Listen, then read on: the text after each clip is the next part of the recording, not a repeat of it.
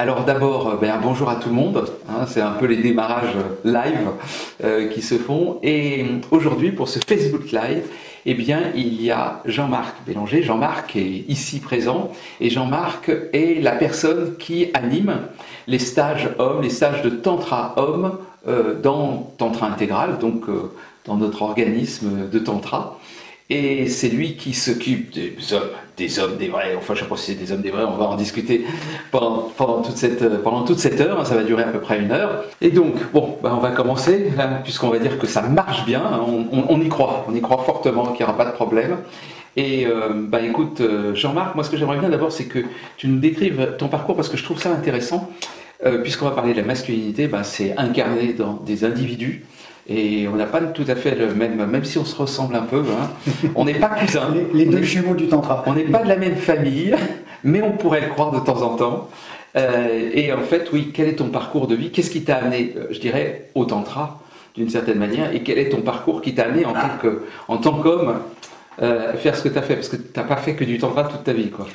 Non, c'est intéressant. Alors, je vais essayer de vous faire une bio résumée. Je pourrais dire que j'ai eu un père extrêmement absent, que j'ai perdu en plus très tôt dans mon enfance. Voilà, je vous la fais courte. Et puis les hasards, entre guillemets, de la vie m'ont amené dans le bâtiment. J'avais besoin de toucher de la matière, de me confronter, de m'ancrer. Et donc j'ai passé une bonne 30aine d'années de ma vie dans la menuiserie, dans la charpente, et j'ai fini par construire des bâtiments en bois pendant une 15aine d'années. Voilà, j'ai joué comme un garçon avec des Lego géants et c'était bon. C'était bon parce que j'ai aussi appris à travailler en équipe avec d'autres hommes. Et je me suis aperçu donc après que je recherchais du masculin, de la structure, de par mon métier. Voilà. Ouais.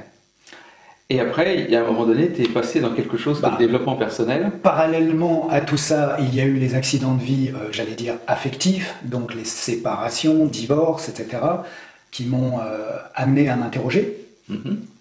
Et donc à m'interroger au niveau du cœur. Et donc ça m'a amené au développement personnel. Et puis très vite, je me suis formé à l'accompagnement. Par une première formation en somatothérapie, donc je suis somatothérapeute également, et puis j'ai fait aussi un peu de chamanisme, du tambour, et... Il fabrique des tambours. Oui, je fabrique des tambours, c'est aussi, je maîtrise le bois, je maîtrise relativement la matière, donc c'est une facilité, j'adore le son, et j'adore la création. Bon, fin de la parenthèse. Et pour terminer, effectivement, j'ai une deuxième formation de thérapeute en constellation familiale, qui me donne un vrai plus, merci à mes différents maîtres. Dont tu es. Voilà, je fais partie, voilà. Paraît-il. Quel rapport avec le Tantra? Eh bien, un jour, c'est une compagne qui m'a amené au Tantra. J'étais réticent, j'en suis jamais reparti. Et il est encore là, voilà. De toute façon, le problème du Tantra, je ne sais pas si vous vous rendez compte, et ceux qui nous suivent et ceux qui viennent en Tantra savent que c'est une drogue assez particulière, c'est-à-dire qu'une fois qu'on l'a touchée, on se dit waouh, et on va y rester un certain temps, et c'est une drogue qui nous fait grandir, et en plus elle est bio, elle n'a aucun problème dans le corps, et tout ça, au contraire, elle nous fait rajeunir, elle nous permet d'être encore plus en forme, donc, mais il y a un côté que quand on a découvert ça, on se dit mais waouh, comment est-ce qu'il était possible que je ne le connaisse pas avant? Voilà, c'est un peu ça c'est le tantra en général, homme, femme, etc. C'est vraiment couple. Ouais. C'est individuel. C'est un véritable art de vivre, un chemin spirituel, corporel, émotionnel. Voilà. Ceci étant, donc juste pour terminer, qu'est-ce qui m'a amené à animer des stages de tantra homme? J'ai presque envie de dire, je ne sais pas, le hasard, tu parles, le hasard à bon dos, ça m'a semblé un jour une évidence, il y a eu l'opportunité, et donc je m'y suis mis, et pour moi, ce que je pense apporter, très clairement, c'est un ancrage dans le corps, une autorisation à vivre son corps, son désir, d'une manière puissante et alignée sur le cœur. Ça, pour moi, c'est vraiment l'essentiel. Je crois qu'on va revenir beaucoup sur cette notion de puissance et de cœur, cette alliance puissance et cœur. Et donc, puisqu'on va parler de la nouvelle masculinité, on va peut-être commencer par l'ancienne. L'ancienne masculinité. Ah, moi, je ne me suis pas présenté. Mais qui est cet individu? Donc, moi, c'est Jacques Ferber. Je suis auteur, animateur de stages de tantra, conférencier. Et ma spécialité, c'est devenu... Enfin, au départ, je suis un spécialiste de sciences cognitives, mais ma spécialité, c'est devenu la relation masculin-féminin et l'union du masculin et du féminin dans la composante, si j'ose dire, sexualité sacrée, c'est-à-dire la relation au corps et au divin. Donc voilà, c'est ça que j'essaye de transmettre et d'apporter au monde. Et évidemment, ça nous amène directement là-dedans, parce que dès qu'on parle de sexualité ou de masculin-féminin, on va parler de masculinité, de féminité. On en a parlé dans d'autres vidéos, mais là on va vraiment parler, on va mettre l'accent sur la masculinité. Et donc, on parle de nouvelle masculinité, donc ça veut dire qu'il y en a une ancienne, sinon il n'y a pas de nouveau. Forcément. Donc est-ce que tu peux nous parler un peu de ce que, pour toi, la vision de l'ancienne masculinité? Oui, c'est ma vision. Je ne me prétends pas spécialiste, mais il faut quand même bien se rendre compte que nous sommes issus d'une société patriarcale depuis, moi je dirais bien 12 000 ans, voilà, depuis le néolithique, depuis la sédentarisation. Oui. Que, j'allais dire, les religions monothéistes, c'est pas pour autant que je les dénonce, mais elles ont quand même été aussi comment dire, dans une énergie ô combien patriarcale. Absolument. Avec comment dire, un rabaissement. La femme a été contrainte. Ouais.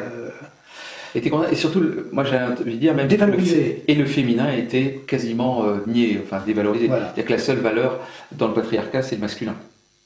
Oui, c'est normal. Le féminin existe, mais comme numéro 2. C'est-à-dire, il est derrière, toujours. Quoi qu'il se passe, c'est en dessous. Avec fonction de reproduction et d'entretien du foyer. Et l'homme, il avait quoi comme rôle, comme fonction? Ce qui est très intéressant, c'est, à mon sens en tout cas, on est passé de l'homme, du chasseur de mammouth. Je fais une petite parenthèse. Comment dire, je fais un peu des caricatures, des approximations, pardonnez-moi, elles ne sont pas valables à tous les coups, mais c'est juste pour saisir d'une manière globale. Définir un cadre, attention. Une sorte de squelette, voilà. À partir duquel il y aura des formes différentes. En gros, l'homme part chasser le mammouth, revient avec de la nourriture, avec de la sécurité matérielle. Il est là aussi pour assurer la subsistance et la sécurité matérielle. En tout cas, c'est ce qui s'est raconté pendant longtemps. Et il fabrique les maisons. Il fabrique les abris. Non, mais c'est très important. Comme toi, tu es dans le bâtiment. Constructeur, excusez-moi. C'est une fonction de constructeur. Les deux premières fonctions, c'est ça, c'est rapporter des ressources, sécurité ressources et sécurité. Et construction. Et c'est très intéressant de voir combien ressources et sécurité, ça a l'air complètement OK. C'est l'abus de cette position. C'est ça. C'est qu'en fait, le masculin est passé peut-être par quelque chose de négatif. Peut-être que historiquement, il en avait besoin, parce que ce qu'on n'a peut-être pas dit dans le patriarcat, c'est que là, ce que tu dis, on dirait que c'est la vision des peuples premiers, dans lequel le masculin et le féminin est à peu près à égal. C'est-à-dire que la femme s'occupe d'un certain nombre de fonctions, l'homme s'occupe d'un certain nombre d'autres fonctions, mais il n'y a pas de domination.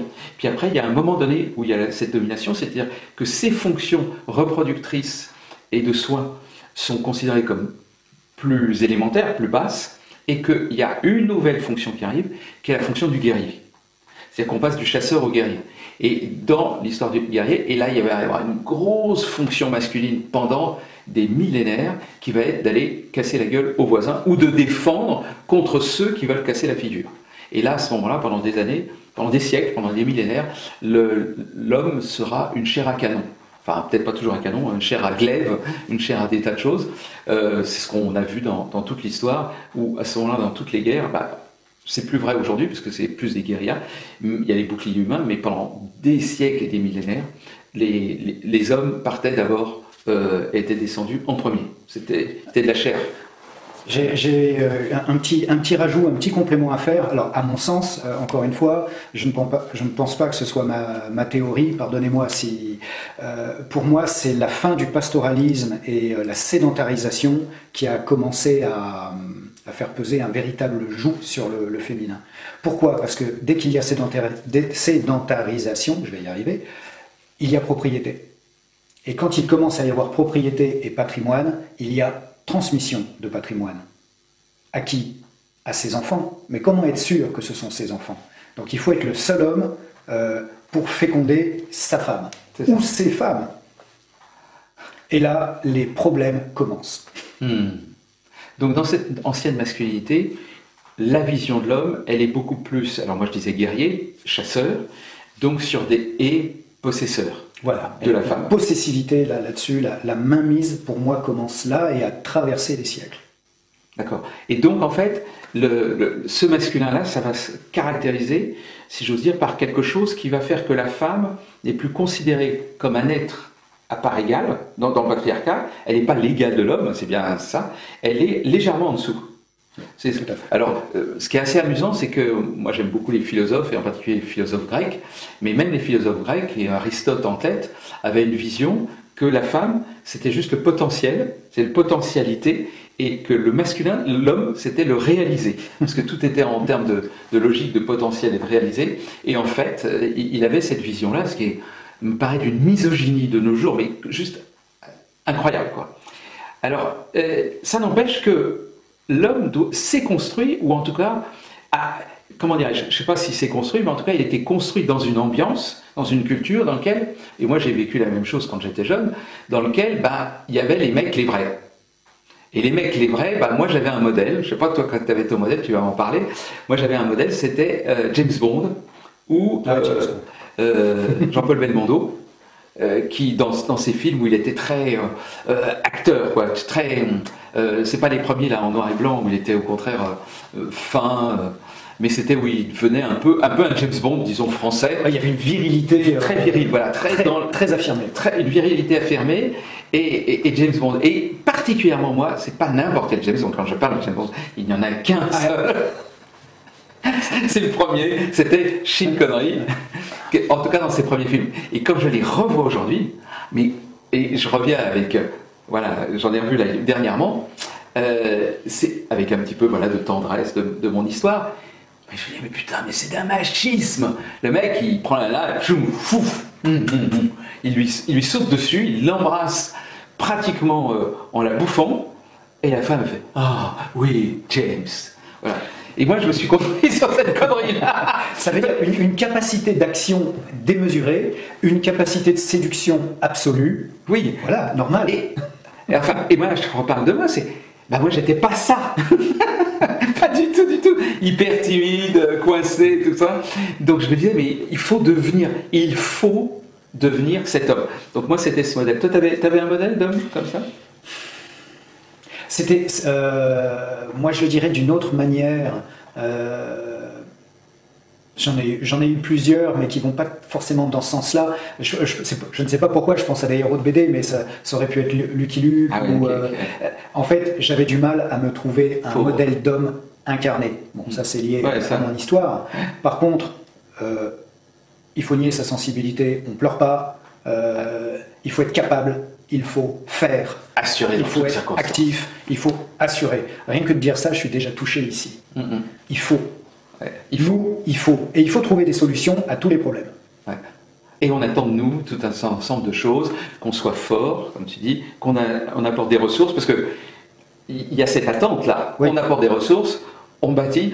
Alors c'est d'autant plus le bâtiment, moi chaque fois que j'en parle, j'ai un grand sourire, parce que toi, tu es un spécialiste du bâtiment, tu sais tout faire évidemment dans une maison, et moi je suis un bricoleur de merde, je sais planter, enfin mettre un tableau, je me dis oh putain il va falloir mettre un truc, ça va être compliqué, donc voilà, c'est-à-dire que moi je suis vraiment pas un bâtisseur dans la matière, donc je sais très bien ce que c'est, et l'attente qu'il peut y avoir d'ailleurs de toutes ces fonctions-là, qui sont des fonctions d'ailleurs positives, je veux dire, c'est au service de l'humain, c'est au service de l'autre, de mettre des maisons, faire des ressources, créer des biens, des richesses, c'est quand même un truc positif a priori. Moi j'y vois que des choses positives. Comme tu l'as dit, c'est l'histoire de l'abus, c'est le moment où on dit, mais parce que je suis comme ça, alors maintenant c'est comme ça, c'est pas autrement. J'ai rien à dire de plus, c'est posé. Et donc, maintenant, qu'est-ce qui s'est passé? Parce que là, il y a une remise en cause en ce moment de tous ces modèles. Ça, c'est les anciens modèles. Certains parlent de stéréotypes. Pour moi, encore une fois, cela n'engage que moi, mais les deux guerres mondiales comment dire, en mobilisant tous les hommes, ont, entre guillemets, permis aux femmes d'occuper leur poste. Et là, déjà, concrètement, on a vu que ça fonctionnait dans des conditions vraiment difficiles en termes d'économie et de société, en temps de guerre. Et forcément, ça change les consciences. Et donc, après la Seconde Guerre mondiale, je fais des raccourcis, hein, bien sûr. Je ne suis pas sociologue ni économiste. Et pour moi, on arrive dans les années 60, et avec la montée, la révolution sexuelle, mai 68 en France, mais bon, ça venait aussi des États-Unis précédemment, où il y a eu un réveil, il y a eu une autorisation à être, qui... Moi, je vois vraiment ça comme une autorisation qui a fait péter pas mal de cadres, et avec des débordements, et donc forcément, chaque fois qu'il y a une autorisation, on peut aller très vite vers l'exagération, le n'importe quoi, les drogues, enfin tout ce qu'on veut, le psychédélisme, c'est normal. Et puis, petit à petit, eh bien, le féminin, les femmes ont pu commencer à monter en termes de prise de pouvoir dans la société, de prise de place. Plus que pouvoir, place. Ouais. Après, à quel prix? Ouais. Et dans cette, qu'est-ce qui s'est passé pour les hommes pendant cette montée? Parce que donc, ce que tu dis, c'est au moment des années 60, il y a une révolution, il y a une prise de conscience, il y a un débordement, ok. Et puis il y a le féminisme qui démarre déjà un petit peu avant, mais qui se développe beaucoup, et les droits des femmes qui commencent à s'ouvrir. Moi, je suis ma mère, qui est née en 1920, donc je suis un peu vieux, alors, voilà, ma mère aussi était pas toute jeune quand elle m'a eu, et en 1945, elle a obtenu le droit de vote de De Gaulle.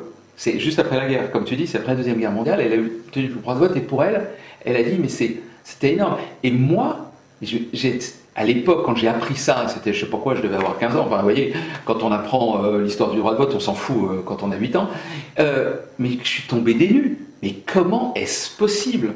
Normalement, les droits de l'homme, c'est 1789. Pour moi, ça aurait dû être de 89, 90, 92. D'ailleurs, je crois qu'au moment de 89, dans cette période-là, les femmes ont failli. Oui, c'est pas passé loin. C'est pas passé loin, mais enfin bon, après, il y a eu un retour en arrière avec tout le 19e siècle. Mais toujours est-il que pour moi, c'était fou, quoi.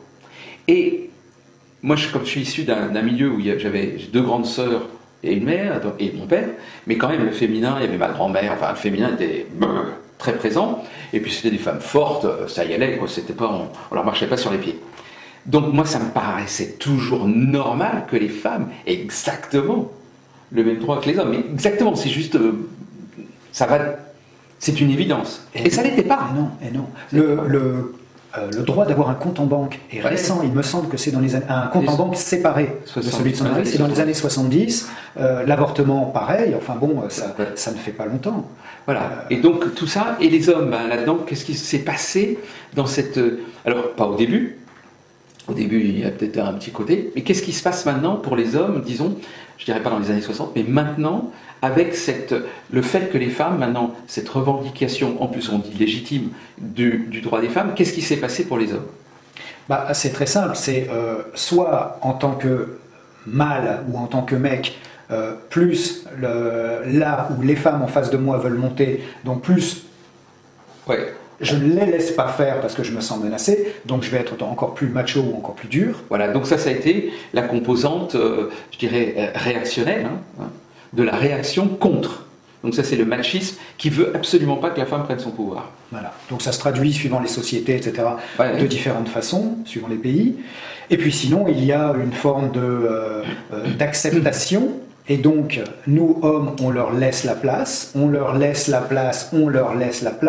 et on ne sait plus qui est la nôtre. Voilà. Et la plupart des soucis des hommes que je rencontre, ça se situe à on ne sait pas où on est, on ne sait pas comment faire, et on n'a pas de modèle. D'où ce qu'on appelle la crise de la masculinité. Voilà.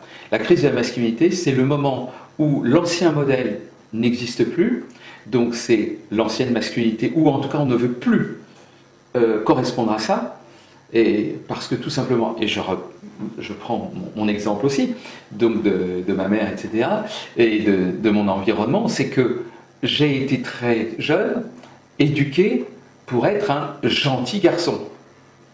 Et ce gentil garçon, eh bien, il ne doit pas se battre, il ne doit pas faire du mal, il ne doit pas faire ceci, il ne doit pas faire cela, etc. Puis au bout d'un moment, il doit rien faire, donc il est un petit peu comme ça, le gentil garçon. Moi, c'était un peu comme ça. Ben oui, ben moi je suis gentil, hein, je suis un gentil garçon. Et j'ai constaté très vite que mon rapport aux femmes ne s'améliorait pas non plus. Voilà, en étant un gentil garçon, ça ne le faisait pas. Oui. Ça ne le faisait pas parce que je voyais bien qu'il y avait autre chose. Donc j'avais d'un côté une image, soit l'ancien système, le macho, soit le gentil garçon, ce qu'on appelle aussi l'homme sensible. Mais que sensible. L'homme qui quelque part a intégré, moi en tout cas c'est l'impression que j'ai, il a intégré le fait que le machiste, le macho, il est potentiellement violeur. Même s'il ne le fait pas nécessairement dans les actes réels, dans son énergie, il est intrusif, il est violent. Hein, je fais ce geste-là parce que c'est vraiment ça. Et c'est vraiment ça, c'est cette énergie-là. Voilà. Et c'est cette énergie-là, on se dit, moi je ne veux pas l'être, alors on fait, alors moi je suis gentil, je reste comme ça. Et là, à ce moment-là, il me semble que les hommes que tu rencontres, et comment ça je t'entends parce qu'il n'y a pas que dans le tantra, eh bien ils arrivent avec comme s'ils étaient déjà un peu émasculés, auto-castrés. Je ne dis pas que c'est les femmes qui les ont castrés, c'est comme s'il y avait une auto-castration culturelle qui s'est placée. Je sais pas si... Je vais le redire avec mes mots. Oui, je vais redire la même chose avec mes mots à moi. En tant que petit garçon, avec un papa, alors moi j'avais un père absent donc c'était assez clair, mais pour beaucoup d'hommes de nos générations, le père est absent sous une autre forme, parce que le père qui ne trouve pas ses repères à lui pour s'affirmer, il est absent ou alors il se cantonne dans son boulot, et donc en tant que nous, enfants, on n'a pas eu vraiment de modèle qui tenait face à la femme. Et donc... Et je dirais que ça ne s'arrange pas aussi avec toutes les familles monoparentales, oui, où les petits garçons sont en permanence qu'avec leur mère, enfin, pas quand ça se passe bien et qu'ils sont à moitié-moitié, mais il y en a beaucoup où c'est plutôt la mère, et ils sont en plus dans des écoles publiques où il n'y a que maintenant que des femmes, pratiquement.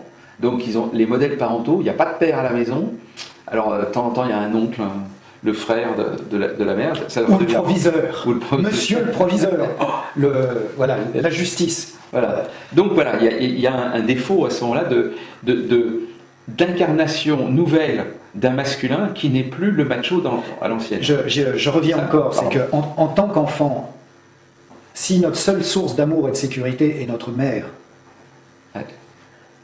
on va lui vouer une sorte de dévotion. Qu'est-ce qu'on ne ferait pas pour avoir de l'amour? C'est un mécanisme qui est très très simple. Surtout si on n'a pas un père qui est très présent, très démonstratif, qui peut être à la fois... notre exemple, c'est quelqu'un qui peut être ferme et doux et présent, qui peut être tranchant mais aimant. Et ça, c'est quelque chose qu'il est très difficile d'allier. Donc, en tant que... petit garçon, on grandit là-dedans, avec en même temps une frustration. On s'est un peu coupé de notre agressivité naturelle. Quand je dis agressivité, c'est comme deux chatons qui jouent, et tu te rappelles, voilà, en tant que garçon, comment on peut se bousculer, etc.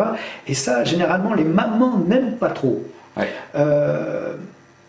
Et donc, à la fois, on ne peut pas se reconnaître dans un masculin abusif, abuseur, parce que ça nous fait mal à l'intérieur et on n'a pas envie de blesser le féminin.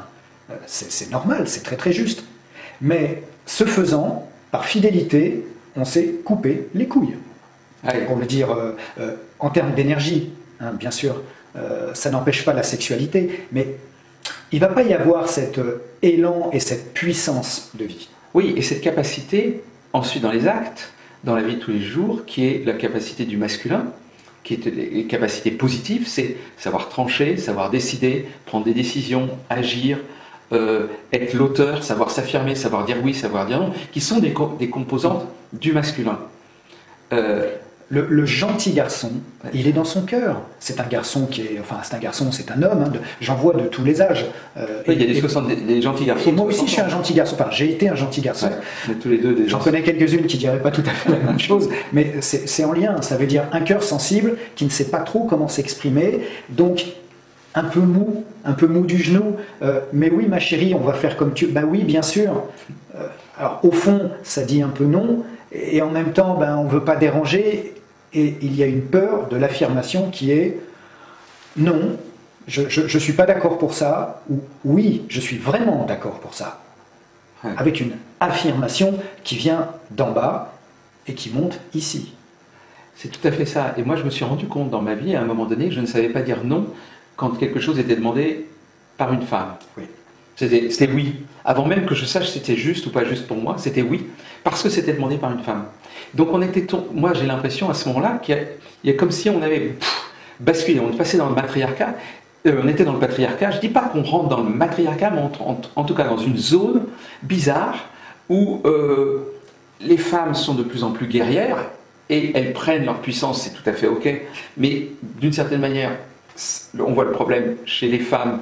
On avait fait d'ailleurs une vidéo là-dessus où les femmes, leur problème, c'est justement d'arriver à trouver leur féminité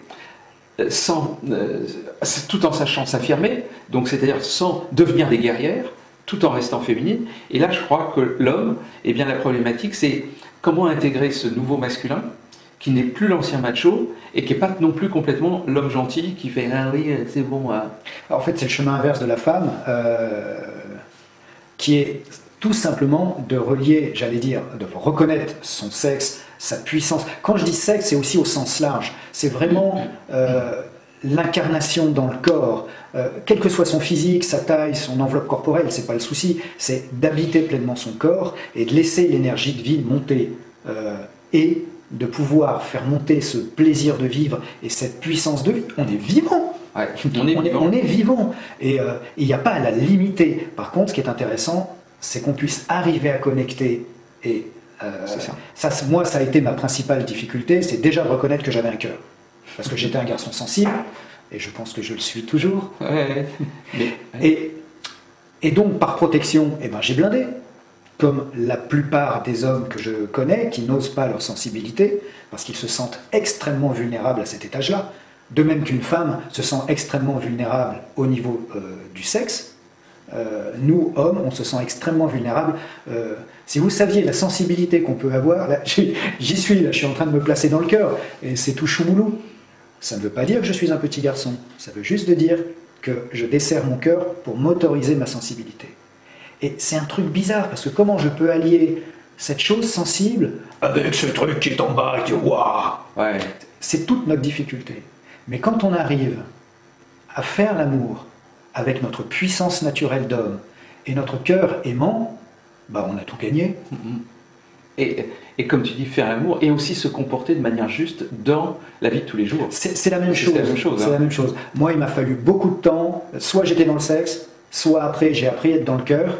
Et quand j'étais dans le cœur, bah, j'avais plus de puissance sexuelle. C'est ou l'un ou l'autre. Et c'est ça, c'est le gros problème. Moi, j'ai remarqué ça, le nombre de mecs qui j'ai vu ça, puis chez moi aussi, c'est qu'il y a une demande des femmes, souvent vis-à-vis des hommes, c'est de dire « soyez plus dans le cœur, soyez dans votre cœur ».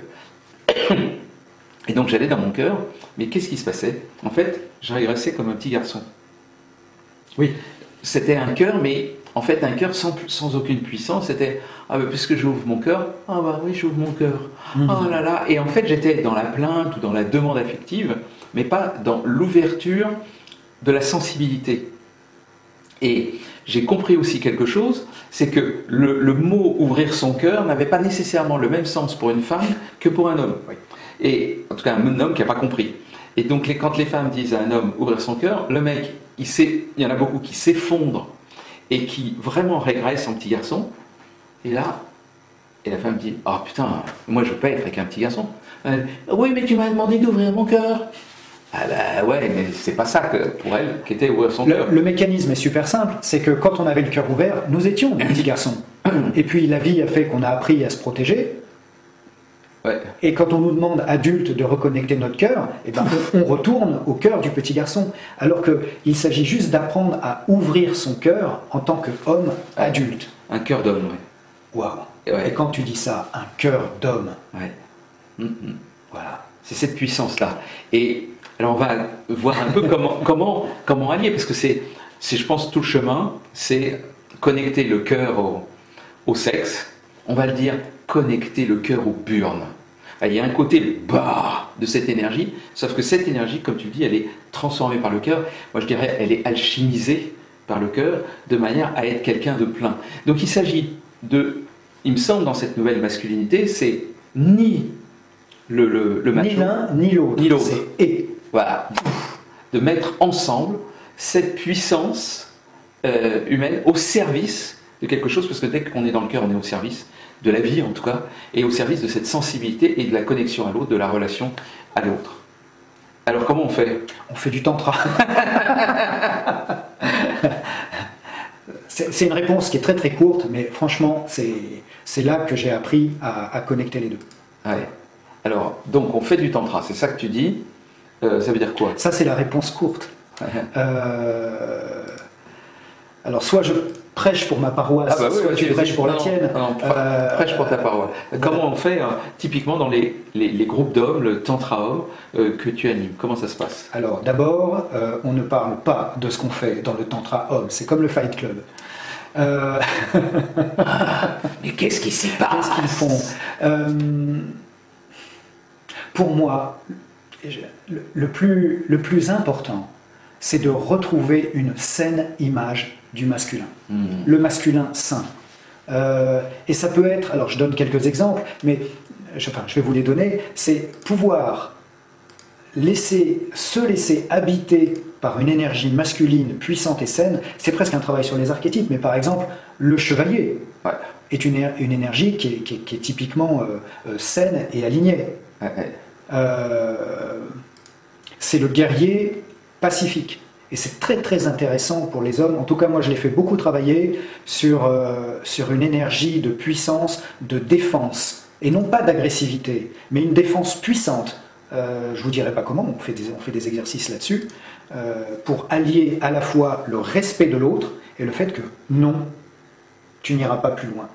Parce que je suis le défenseur de moi-même, de mon couple, de mes enfants, de ma famille. C'est mon rôle. C'est vraiment un rôle de défenseur, de protecteur du plus faible, entre guillemets, du plus faible physique. Oui. Donc en fait, c'est le masculin sain dans cette défense, et en même temps cette ouverture du cœur dans la connexion. Je ne sais pas comment tu le dirais toi, parce que il y a savoir prendre sa place, savoir s'affirmer. Donc ça c'est le premier temps, et en même temps savoir s'ouvrir, savoir être en lien avec l'autre, non? C'est le cœur, le lien. Oui. C'est pas compliqué. Si vous voulez être en relation, soyez dans le cœur. Mais pas. On peut apprendre après à graduer un peu sa sensibilité. J'ai perdu le fil. Ouais. Moi, ce qui me semble, c'est. J'ai envie de dire quelque chose, parce que moi, j'ai vu. En plus, j'ai animé des groupes hommes. Un peu avant toi, j'ai animé des groupes hommes. Et moi, ce qui m'avait fasciné dans les groupes hommes, au bout d'une journée, c'est une sorte de paix qui se passe entre tous ces hommes qui sont, depuis l'âge de 25 ans à 70 ans, on va dire à peu près, c'est-à-dire tous les âges, toutes les morphologies, tous les types, il y a des mecs qui sont un peu plus comme ça, des autres qui sont un peu plus comme ça, il y a tout, et à tous les âges. Et il y a une bande de mecs, au bout d'un moment, ils sont là, ils sont en paix. Ça y est, j'ai retrouvé le fil. Et il y a une connexion de proximité, de simplicité, car ils n'ont plus peur du contact de l'homme, parce que ça peut-être qu'on devrait en parler, c'est la peur de l'homme. Il y a une simplicité qui se met en place. Et en général, il y a toujours un mec qui dit « Ah, qu'est-ce qu'on est bien sans les femmes ?» Et tout le monde se dit « Oui, on est bien sans les femmes ». Ça ne veut pas dire qu'on les rejette, au contraire, tout dans l'histoire du groupe homme, c'est que après, en tout cas, on va rejoindre, je dirais, les autres, et donc, entre autres les femmes. Il y a des hommes qui sont en couple, puis il y a les enfants, il y a les parents, il y a tout ça. Mais on va rejoindre l'autre partie de l'humanité. Mais d'abord, il y a une paix entre hommes. C'est important ce que tu dis. J'avais perdu le fil, je l'ai retrouvé. C'est parce qu'on passe d'un système de concurrence où il faut que je passe devant l'autre, il faut que je me démarque. Compétition, elle est inconsciente, mais c'est moi qui pisse le plus loin, comme on dit. Oui, ça s'appelle avoir soit la plus longue, soit pisser le plus loin, soit se démarquer. Et je ne sais pas si pour vous c'est la même chose, mais moi je sais instinctivement en tant qu'homme si je suis au-dessus ou au-dessous. Oui, sur cette énergie-là. Sur cette énergie, rien que je croise quelqu'un dans la rue, ou j'échange un bonjour, ou je lui parle, et il y a une espèce de truc qui vient du fond des âges, d'évaluation pour savoir qui va être le dominant ou le dominé. Et là, ce qu'on peut enfin recontacter en stage, c'est on passe d'un système de concurrence à un système de fraternité. Ouais. Et dans cette fraternité, C'est ça qui se... Ah, mais qu'est-ce que c'est bon d'être ensemble, parce que toi, tu es mon frère, tu es comme moi, et je suis en sécurité. Le masculin est sécurisant. Mon frère veille sur moi. Et il peut veiller sur moi avec amour, avec tendresse. Mais bon sang, mais goûtez ça, ça répare profondément toute l'image du masculin abuseur, violent, tranchant, tout ce qu'on veut. Et en plus, les hommes, surtout à l'ancienne, ont un peu peur de cette proximité, parce que dans l'ancien temps, dans l'ancien système, c'était associé à l'homosexualité. Et donc, la peur, c'est... Moi, quand j'ai commencé le tantra, il y avait aussi du tantra homme, et quand j'ai commencé, la première truc, c'est putain, faut que je fasse gaffe, quoi. J'avais peur des autres potentiellement homosexuels, et évidemment, j'avais peur de ma propre homosexualité. Donc, j'avais peur d'aller rencontrer une part de moi que je voulais surtout pas aller voir. Et la chose je sens bien que pas mal d'hommes se posent des trucs, mais dans ces groupes hommes, il y a des trucs de sexe, c'est quoi, c'est fait pour les gays et tout ça. Et j'ai envie de te poser la question, est-ce que c'est pour ça? C'est une question qu'on me pose très souvent. Bonjour, je suis gay, est-ce que je peux venir? Bonjour, je ne suis pas gay, est-ce que je peux venir? Moi, je leur réponds systématiquement, je me fous éperdument de votre orientation sexuelle du moment que vous avez un sexe masculin. Ça, c'est mon seul critère d'embauche, de sélection. Ayez un sexe masculin et venez. Pourquoi? Parce que l'orientation sexuelle n'a rien à voir avec l'incarnation du masculin. Ça a été aussi une grande découverte pour moi. Que finalement, homo, pas homo, hétéro, on s'en fout. Il y a quelque chose qui est le simple fait d'avoir cet appareil génital devant soi, et donc que la vie qu'on a construite avec notre sexe, il y a quelque chose qu'on a en commun. C'est comme si, à partir de là, il y avait tout un ensemble de choses qui étaient communes et qu'on avait déjà vécues de manière différente, parce qu'on n'a pas du tout la même histoire, mais on a eu une forme de relation à notre sexe qui, elle, est commune. Ah oui. Le fait tout simplement que cet appareil génital est à l'extérieur. Et puis des fois, comment dire, sa taille imaginaire n'a rien à voir avec sa taille réelle. Ça veut dire... je vais parler pour moi, c'est vrai que mon sexe a pris, et prend encore, mais moins quand même, plus j'ai du cœur et moins mon sexe prend, mais une importance, comme si mon sexe me définissait, mon sexe, ma puissance sexuelle, me définissait en tant qu'homme. Parce qu'en fin de compte, j'étais un petit garçon pas sûr de moi du tout, donc je pensais que le sexe, c'était ça qui faisait que j'étais un homme. Non, ce qu'on apprend, c'est que pour moi, commencer à être un homme, c'est pouvoir justement intégrer ce désir de vie au service du cœur, aligné sur ses valeurs, sur son âme. Là, ça donne une présence. Est-ce que Gandhi était un homme?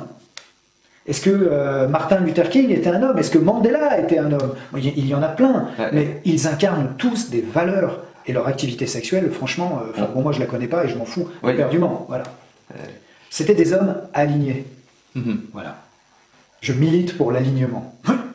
Voilà, c'est une forme cet alignement intérieur qui va nous relier à la Terre, à notre mission de vie éventuellement, pour ceux qui sont dans cette idée de mission de vie, et surtout qui va, comme tu dis, ouvrir le cœur, éventuellement après nous connecter à plus grand que nous, pour prendre notre place dans notre vie, et prendre notre place, alors les hommes avec les femmes, quelle que soit l'orientation sexuelle, de toute façon ce sera les hommes avec les femmes, et de pouvoir construire, moi j'ai l'impression que grâce à ça on va construire une nouvelle humanité. Pour moi la nouvelle masculinité, c'est cette capacité, parce qu'on est en relation totale avec soi, et parce qu'on a mis ensemble notre masculin intérieur et notre féminin intérieur, on va pouvoir relationner de manière alignée avec les femmes, sans les considérer ni au-dessus, ni au-dessus, ni en dessous, ni au-dessus. Voilà, c'est complètement égalité dans la différence. On reconnaît la potentialité différence, avec la part un peu plus masculin, un peu plus féminin aussi des femmes, mais il y a, de la même manière, il y a quelque chose de commun à toutes les femmes, et quelle que soit aussi leur orientation sexuelle, c'est ce qu'on voit dans les stages femmes, et à partir de là, créer cette nouvelle alliance des hommes et des femmes. Ça, pour moi, c'est un peu mon truc. Hein. Je milite pour ça, la nouvelle alliance, cette nouvelle union de l'homme et de la femme, chacun en reconnaissant ses qualités intérieures, en reconnaissant les qualités de l'autre, sans vouloir qu'il y en ait un qui soit bouffé par l'autre. C'est une véritable danse. Mais là, tu es presque en train de nous amener sur le terrain du masculin-féminin. C'est vrai qu'on a oublié de faire la différence. Je regarde l'heure parce que je ne sais pas quel est le... Dans 10 minutes, on a encore 10 minutes. Okay. Facile. Parce que ce qui me venait quand tu parlais justement de homme, femme, j'ai encore quelqu'un qui m'a appelé hier et qui me disait, bon, avec ma femme, c'est pas évident, j'ai du mal à me positionner, elle a des demandes contradictoires. Et je disais, c'est magnifique parce que des demandes contradictoires de la part d'une femme, à la limite, c'est de la part du féminin. L'énergie féminine est une énergie qui est absolument géniale, qui est extrêmement reliée, qui peut se relier à tout, qui est changeante, mouvante. Absolument. Et ouverte dans la relation. Ouverte, et donc elle peut se connecter à n'importe quoi. Et notre rôle en tant que masculin, comme tu le disais souvent, c'est vraiment de la contenir, juste de la contenir. Et c'est pas en disant non, c'est juste en disant je suis là. En tant qu'homme, je suis là. En tant que masculin, que je fasse pas la confusion. Le masculin à la fois peut contenir cette énergie débordante et non pas l'emprisonner, juste la contenir. Ce que tu viens de faire, c'est vraiment un geste qui est très important et qui est toute la difficulté que nous disent les femmes. Comment les aborder, comment être en lien avec elles, c'est justement comment être dans sa puissance sans enfermer, sans avoir ce côté-là avec cette puissance. Il suffit de faire un hug à quelqu'un pour voir exactement la différence entre les deux. Vous faites un hug, vous prenez la personne, pof, vous posez vos mains, pouf, vous êtes là complètement avec l'autre. Ou alors vous faites ça. Et quand vous faites ça, vous n'êtes plus avec l'autre, vous êtes avec vous. Mais l'autre n'existe pas puisque vous le coincez, vous l'attirez. C'est pas que vous l'attirez à vous, c'est que vous l'enfermez dans votre espace. Et ça, c'est le masculin abuseur. C'est celui qui veut trop. Celui qui prend. Il y a le même côté du féminin abuseur, qui veut trop retenir. Je reviens sur mon exemple parce que c'était assez drôle. Vous allez voir que face à un féminin qui part dans des demandes parfois multiples, tout ce qu'elle veut à travers ça, c'est pas la satisfaction de ses demandes. Jamais. C'est juste de se sentir contenu avec un mec qui est aligné. Et ça, c'est typique de l'énergie masculine, c'est à la fois un alignement et une capacité d'action. Et quand vous êtes là, vous verrez que ces demandes, elles se réduisent. Oui, c'est juste par rapport à ce que tu dis, qu'on l'entende pas, qu'on le comprenne pas mal. Ça ne veut pas dire que les demandes sont du n'importe quoi des femmes. Non. C'est que simplement, s'il n'y a pas déjà ce pilier, cette présence, toutes les autres demandes ne servent à rien si on satisfait individuellement chaque demande. Par exemple, de ranger ses affaires, moi je prends toujours cet exemple-là, de ranger ses affaires, d'appeler, de faire un petit SMS et tout ça. Si c'est pas vraiment de la présence, eh ben ça sert à rien. Oui, c'est mieux que rien, mais c'est pas ça qui est demandé. Ce qui est demandé derrière, c'est cette présence, et évidemment, qui va aussi s'incarner et s'exprimer au travers de tous ces petits détails. Et je dirais même plus une qualité de présence.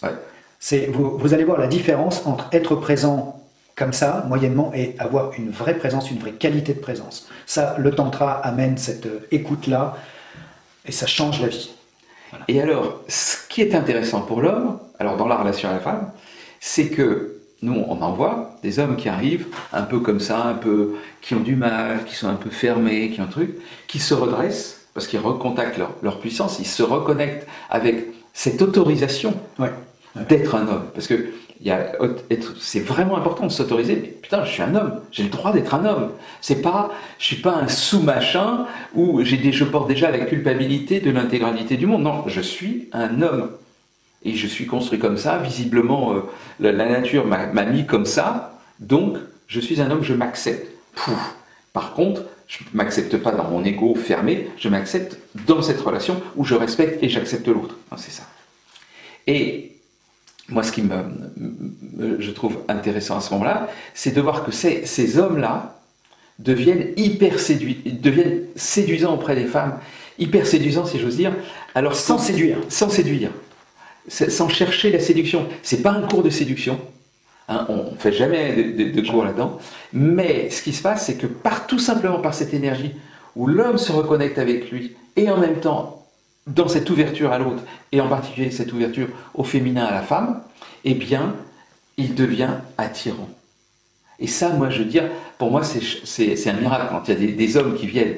Mais il arrive au début, mais je dis, putain, comment on va faire avec ces mecs-là? Et qu'au bout d'un certain nombre de stages, ayant fait des stages en général mixtes, c'est-à-dire hommes-femmes, et aussi des stages hommes, eh bien, ils sont là, et ils ont changé. Ils dégagent plus du tout la même énergie. Et ces femmes qui les fuyaient, maintenant, sont attirées par ces hommes. Et ça m'a fait penser à une chose. On ne peut pas, en tant qu'homme, soit je dégage ma peur d'être un méchant garçon puissant, mal orienté, soit je vais aller reconnaître ma puissance, peut-être même ma bestialité, et je vais apprendre à la maîtriser. Ouais. Et on voit toute la différence auprès d'hommes qui se sont autorisés à y aller. Alors je vous rassure, il n'y a pas de passage à l'acte, hein. Il n'y a pas de mort, on n'a pas droit d'avoir des pertes dans les stages, mais juste savoir, pouvoir être reconnu en tant que guerrier, quelle que soit encore une fois sa taille, son physique, son orientation, à savoir sa capacité à défendre ses valeurs corporellement, et savoir retenir les chevaux, retenir cette puissance-là, la maîtriser. Ouais.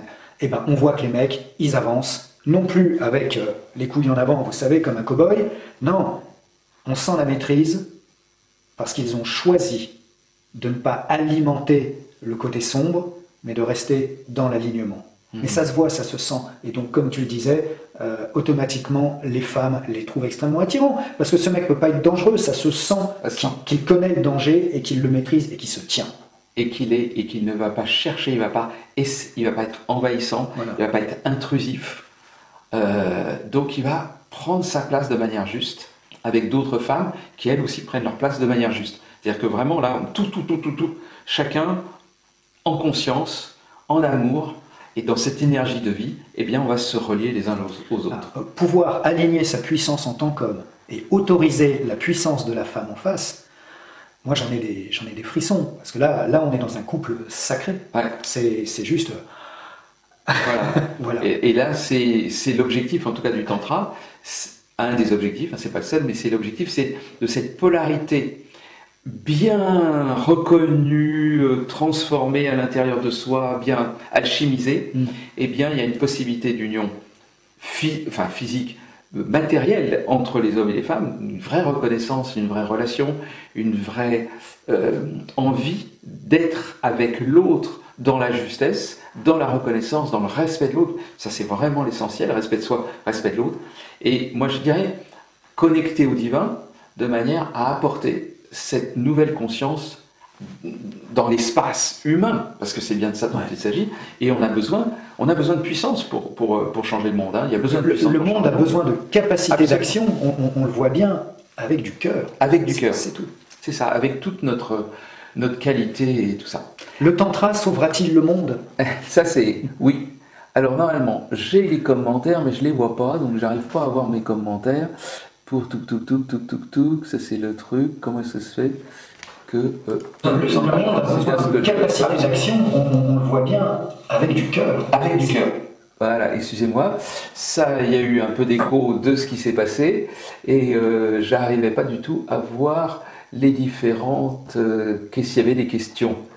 Oui, il y a eu des choses. C'est un très beau cadeau pour une femme, un homme qui sait dire un vrai non et un vrai oui. Donc c'est un peu ce que tu disais.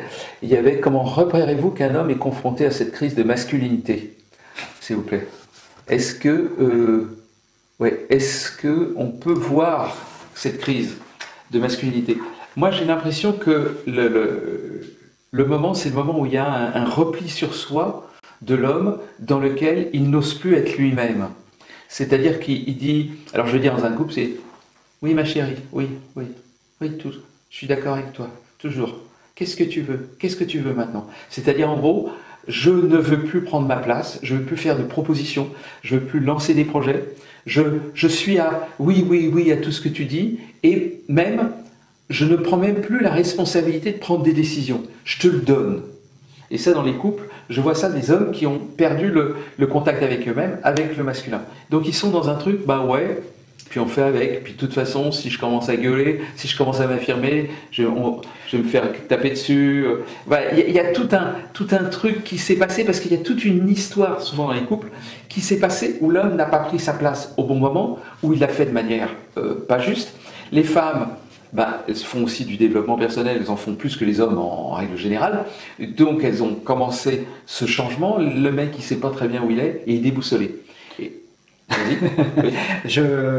Moi, je le vois, et encore une fois, je le vois pour moi, mais je le vois aussi pour j'allais dire pour mes hommes, parce que j'ai une infinie tendresse pour eux. Généralement, il y a deux manières de ne pas se positionner, parce que justement, ne pas arriver à incarner ce masculin, c'est juste une histoire de position. Donc, soit, comme tu le dis, Jacques, on est dans le trop peu, Ouais. et comme tu veux, ma chérie, soit on est dans le trop dur, et c'est non. Oui, ça c'est le. Ça, c'est un peu ma méthode. Je dis non d'abord. Et en fait, c'est une manière de ne pas aller à la rencontre. À la rencontre. Donc, c'est soit du trop dur, enfin du trop, soit du trop peu. Ouais. Et de toute façon, le masculin est on-off, il est binaire. Hein, il a tendance à faire. Je vois ce que tu veux dire. Voilà. Mais c'est le masculin de base, hein, quand il n'y a pas le féminin pour venir le nourrir, c'est oui, non. Mais c'est binaire. Alors que le féminin, ça va mettre toutes les nuances dans cette notion-là, et ces nuances vont faire partie de la richesse de la vie. Donc il en faut. Il s'agit à la fois de s'affirmer, de dire, d'exprimer, d'être soi-même, et en même temps d'avoir une souplesse relationnelle avec l'autre. C'est pas comme ça, comme tu dis, ou alors moi j'étais plus dans le comme ça, parce que quand elle parle de crise de masculinité, c'est là que je la vois. Mais sinon, c'est l'ancienne masculinité. Et qui se remet, qui est là parce que le mec ne trouve pas sa place. De toute façon, dès que la relation foire, entre guillemets, ça veut dire perd de sa qualité, ça se sent. L'autre se barre. Voilà, qu'on dise non ou comme tu veux, c'est deux manières de ne pas prendre position. Pour moi, ça se résume à ça. Bon, ben, je crois qu'on a bien... On pourrait en parler encore pendant des heures. Il y aura plein de choses à dire. Mais pour ça, il faut venir. Voilà. Donc, venez à Tantra Intégral, venez dans les stages, les hommes, hein, venez dans les stages hommes de Jean-Marc. Accessoirement, on s'amuse beaucoup. Ah ouais, N'oublions pas la simplicité, l'humour et la profondeur. Ouais, il y a beaucoup d'humour, beaucoup de trucs, de blagues, de machins, de conneries. Enfin bon, ça fait partie aussi, ça fait partie de l'avancée.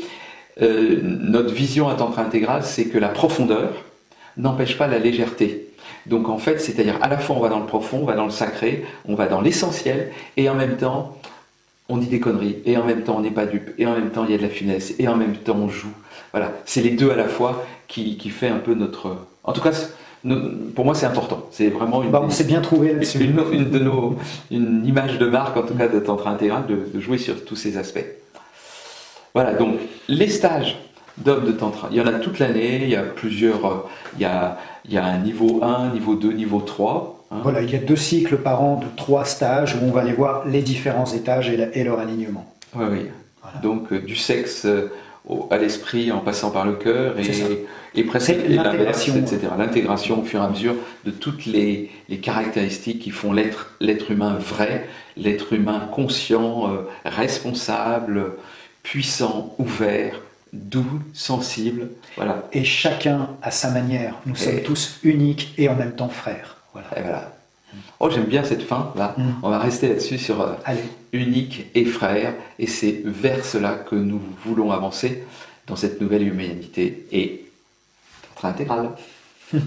Yes. Merci. Merci à tous. Merci à tous ceux qui nous ont suivis dans ce live. Il va continuer à tourner, hein, maintenant en replay, comme on dit. Mais merci d'être venus. Moi, ça me touche énormément parce qu'il y avait des hommes, il y avait des femmes qui étaient là dans ce replay. Voilà, c'est touchant parce qu'on construit ensemble cette nouvelle humanité. À bientôt. Au revoir. Au revoir.